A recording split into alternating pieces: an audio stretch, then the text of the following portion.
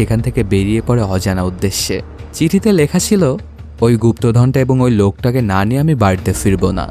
দাদার জন্য পথ চেয়ে থাকতে থাকতে অনেক দিন কেটে যায়। আস্তে আস্তে অসুস্থ হয়ে পড়েন দাদি। এতদিন পরে আপনার পুলিশ স্টেশনের পাশে দাদাকে দেখা গিয়েছে, তো দয়া করে ওনাকে একটু খুঁজে বের করার চেষ্টা করুন। তখন পুলিশ অফিসারটা ওনার ছবিটা নেয় এবং সেটা বিভিন্ন পুলিশ স্টেশনে দিতে চায়, কারণ ওকে তো 2 লক্ষ টাকা দিয়েছিল অ্যাডভান্স হিসেবে, মানে রাজুর দাদার খোঁজটা শুরু করে দিবে। এদিকে জঙ্গলের মধ্যে কাউকে একজনকে দেখা যায়। একটা সাপ আসতে থাকে ওর পিছন পিছনে ওকে কাটার জন্য, কিন্তু সাপটাকে কোনো ভয় না পেয়ে সেটাকে ফেলে দেয় লোকটা। এই লোকটাই বা কে আর কেনই বা সেইভাবে জঙ্গলের মধ্যে ঘুরে বেড়াচ্ছে, সেগুলো একটু সামনের দিকে গিয়েই জানা যাবে।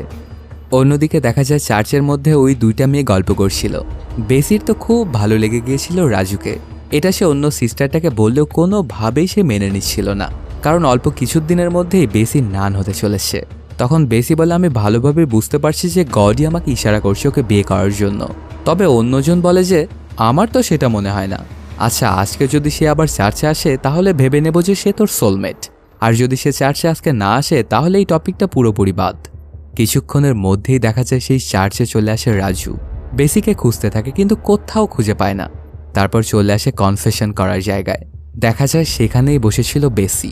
তখন রাজু বলতে শুরু করে, আমি এখানে এসে একটা পরীকে দেখেছিলাম, তাকে আমি খুব ভালোবেসে ফেলেছি। এখন আমার কি করা উচিত? তখন বেসি বলে, ভালোবাসা তো কোনো পাপ নয়, তাহলে তুমি এখানে কেন কনফেশন করতে এসেছো? চলো তোমার জন্য প্রেয়ার করি। তারপর ওর মাথার ওপরে হাত রাখে আর প্রার্থনা করতে শুরু করে। রাজু আবার চালাকির মাধ্যমে সেই কাপড়টা সরিয়ে দেখতে পায় এটাই তো হলো তার পরী, কিন্তু বেসি বুঝতে পারে না যে একেই সে ভালোবাসে। সেই সন্ধ্যাবেলাতেই রাজু সেই পুলিশ মামা বড়দিনের লাইটিং করছিল। তখন সেখানে চলে আসে রাজু আর এটা ওটা বলতে শুরু করে, সাথে ওনাকে সাহায্য করছিল। কিছুক্ষণের মধ্যে ওর ফোনে একটা কল আসে।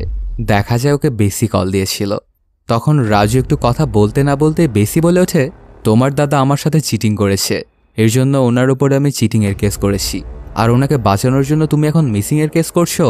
বেসির কথার কোনো আগামাথায় বুঝতে পারছিল না রাজু। তখন ওকে সবকিছু বুঝিয়ে বলে বেসি। কয়েকদিন আগের কথা, একটা বাচ্চার অপারেশনের জন্য অনেকগুলো টাকা নিয়ে হাসপাতালে গিয়েছিল বেসি।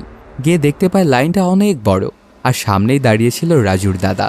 তখন ওনাকে বেসি সবকিছু বুঝিয়ে বলে, সাথে এটাও জানায় যে বাচ্চার অপারেশন করাটা খুবই দ্রুত জরুরি, এজন্য ওদেরকে আগে যদি টাকাটা দিতে দেয় তাহলে ওদের খুব উপকার হতো।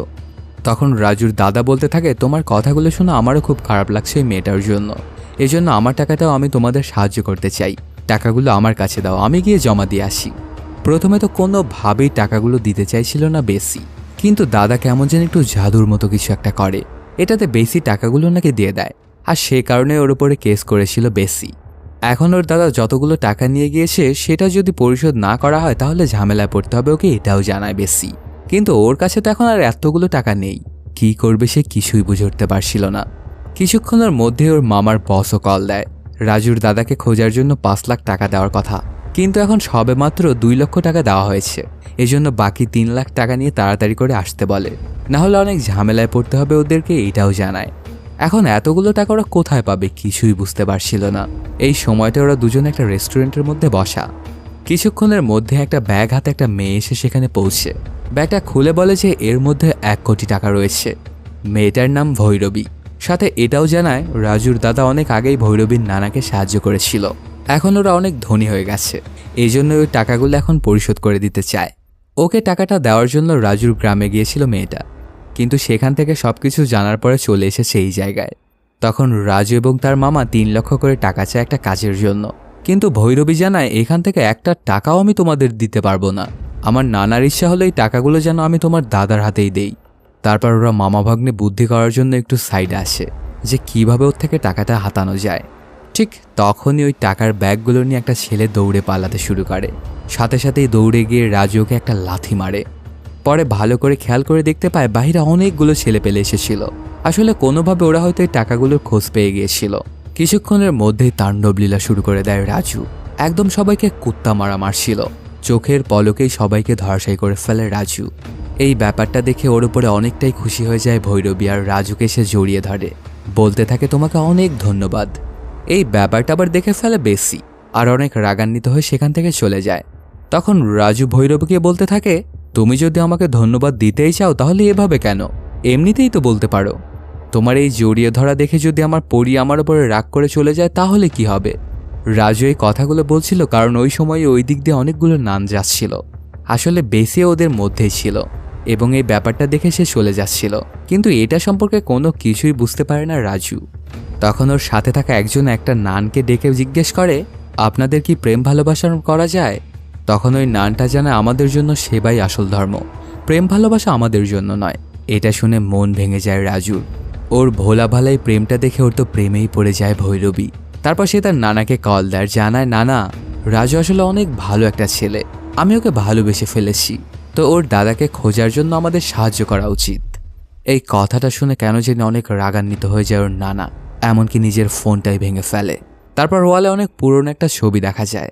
এটা যে কার ছবি সেটা একটু পরেই জানা যাবে। পরদিন সকালবেলাতেই রাজুর ফোনে একটা কল আসে। ফোনের ওপার থেকে আনিতা জানায় গতকালকে নাকি দাদির স্বপ্নে দাদা এসেছিল। এটুকু বলেই তিনি ব্যাগপত্র গুছিয়ে নিয়ে চলে গেছে কোথাও একটা, নিজের ফোনটাও তিনি নিয়ে যাননি। এটা শুনে তোর ওপরে অনেকটাই রাগান্বিত হয়ে যায় রাজু, আর বলতে থাকে তোমাকে আমি একটা কাজ দিয়েছিলাম, তুমি সেটাও ঠিকঠাকভাবে করতে পারলে না। তখন আনিতা জানায় দাদির নানপল্লী নামের একটা জায়গায় গিয়ে নাকি গাড়ি